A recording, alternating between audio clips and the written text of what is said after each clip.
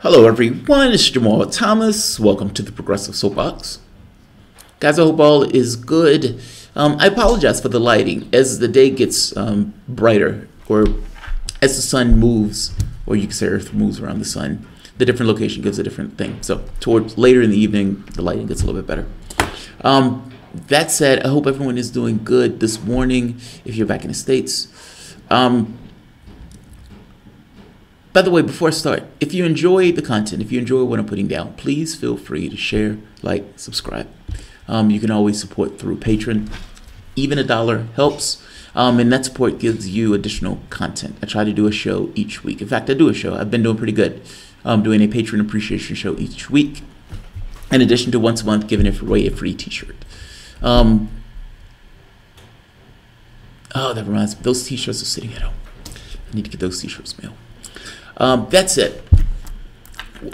Odd and interesting and even worrying trends have taken place towards the standpoint of the Middle East. And there was somewhat of a bombshell that has just exploded with regards to Russia and Syria. Now, what I mean by that is, last week, in major provocation, and that could have ended in fuckery and hell, if that was followed through, there was a Russian plane flying in Syrian airspace that was taken down by Israel it was taken down by Syria, but let's restart that. Israel goes for an illegal bombing of Syria. Now, this is one out of 200 other times that they've illegally bombed that country, I think, over the last year. Russia had a plane that was there, reconnaissance plane, that ended up being pushed into the line of fire based on this bombing run by Syria, by Israel. Russia blamed Israel. Now, they blame Israel because if you weren't doing an illegal bombing run, then Syrian air defenses would not have fired.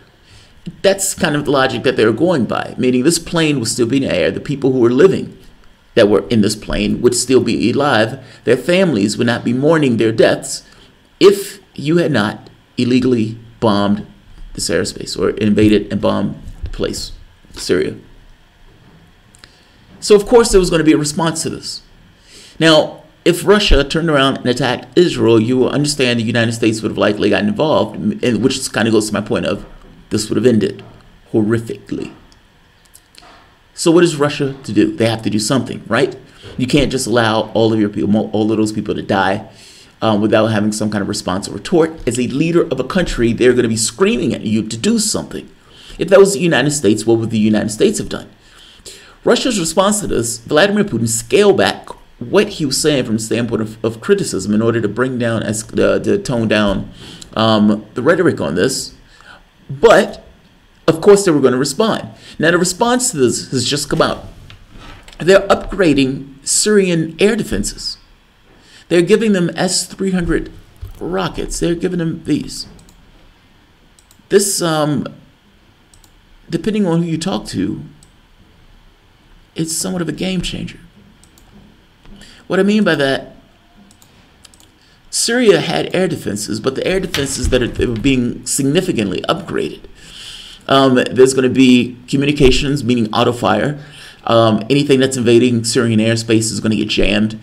There are all sorts of properties that are associated with this rocket, not to mention faster, better aiming and targeting, and automated firing. Two main points.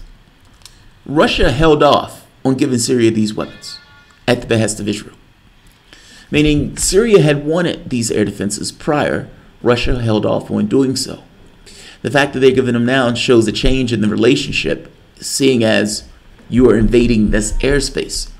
One of the words that kept coming out was the Coup Of Heads, the Coup Of Heads, meaning if you're going to invade this airspace, you're going to have to think twice because you're not dealing with just their weapons. You're also dealing with an upgraded version of ours.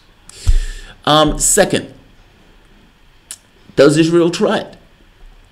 Like, does Israel, France, the United States, the UK, does all of these countries continuing their bombing runs, knowing that the weaponry has been upgraded? And the goal of Russia in this, regardless of whether they're saying They keep saying, we're not trying to aiming this at any country. We're not aiming this at any country. We just want cooler heads to prevail. They understand that what took place prior could have dragged the world into a larger conflict. What is taking place right now in Syria involves, 8 nations? Qatar, the UK, the United States, Israel, Saudi Arabia, France, Turkey, Russia, Iran.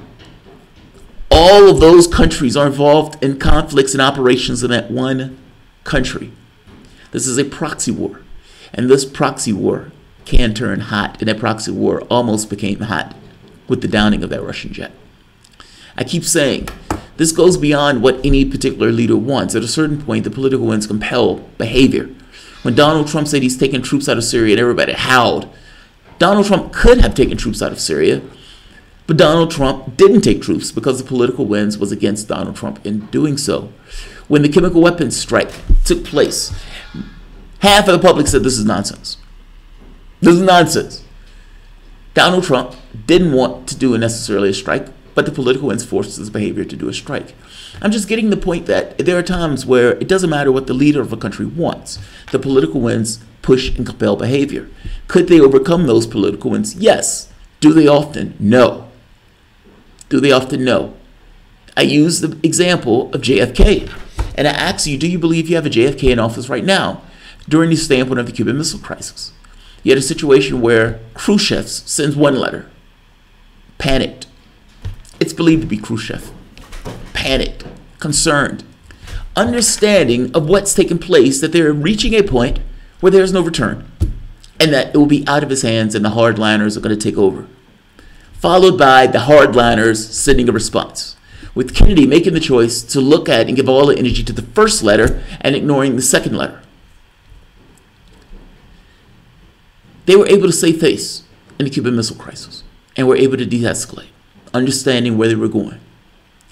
Do you believe with the brinksmanship that's in place, John Bolton, Nikki Haley, Mike Pompeo, and the reality shows, do you believe that there is enough political acumen in order to bring down what's currently taking place, especially within the context of a larger conflict? Russia is upping this because they're trying to get them to stop. The catch is, it's not going to get them to stop. That's kind of the problem with this. There is, I don't know, it's like, how do you dance between the raindrops? When one country believes that for the most part it has dominion over the entire planet, anything that any other country does at that point that tries to create this level of self-determination will run afoul of that particular country that believes that it should have world domination. We are in a country illegally. Israel is bombing illegally. And as they bomb illegally, and as the United States gets invested in a country illegally, the question that you ask yourself is, will this lead to a larger conflict if either the United States or Israel's planes are shot down by Russian missile systems? Do you believe Israel is going to stop? That's the question. For that matter, do you believe the U.S. is going to stop? This is becoming a larger conflict. I sit back and I wonder what people were watching or thinking when World War I was taking place. And one event after the next. Archduke Ferdinand is shot. Oh my God! Goes around the world. After that, you have one event after the next where these peace talks, when this person tries to have peace, that person tries to have peace, this country tries to meld it, that country tries to meld it. All the while that the people who were in power knew exactly what they wanted, that the only thing that they wanted was war because they wanted to get Serbia out as a potential military power. Is that where we are? Essentially looking at events like people are looking at events in World War I and World War II, slowly watching buffoons fall into shit and piss and taking us with it. That's what it looks like. Who's here this early in the morning? By the way, this is the missile system.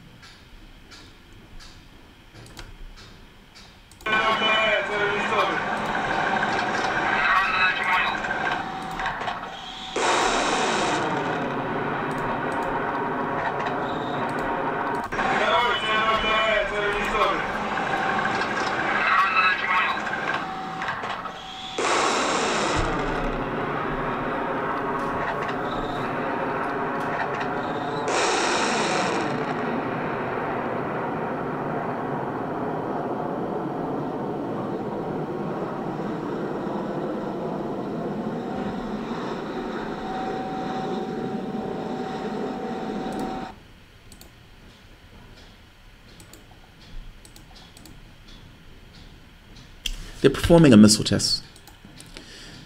Fuck, man. We spend so much money on this stuff.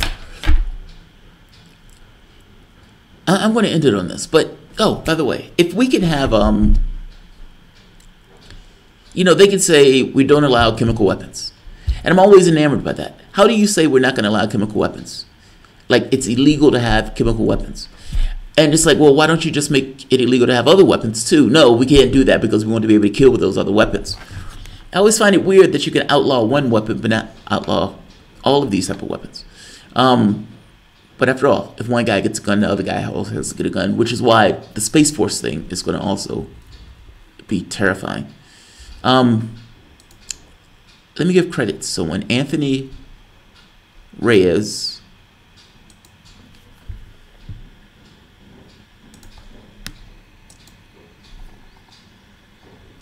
Right here. Come on. All right. Anthony Reyes. JT and some concentrates in the morning. JT and some concentrates in the morning. I wish I had some concentrates in the morning. Yeah, man, just be aware this is what's taking place. And if this goes into fuckery, just know who told you first. Just know who told you first. It's a defense system. Can't blame. Oh, Khalida, I don't blame him at all. If that's what you're getting out of this, that I don't blame him at all. I would do the exact same thing. It makes all the rational sense in the world that if you're aligned with a particular country and that country is being attacked, that you try to protect the country that you're allied with. Not to mention if the country is being attacked illegally and that they took down your airplane while attacking that country illegally. It makes all the sense in the world to do it. Why wouldn't you? Why wouldn't you? So, S-300s. But again, I feel like we're standing here watching lunatics drag the entire world into a war. Hey, maybe we'll get a better world out of it. You never know. Look on the bright side. I'll leave it here. If you enjoy the content, please feel free to share, like, subscribe. And you can always support the content through Patreon. Or, in this case, I'll monetize those super chats or Streamlabs. Thanks, guys.